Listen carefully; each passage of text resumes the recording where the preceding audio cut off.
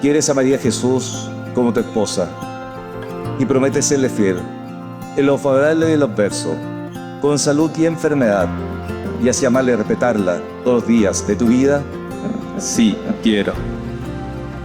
María Jesús, ¿quieres a Víctor como tu esposo y prometes serle fiel en lo favorable y en lo adverso, con salud y enfermedad, y así amarlo y respetarlo todos los días de tu vida? Sí, quiero.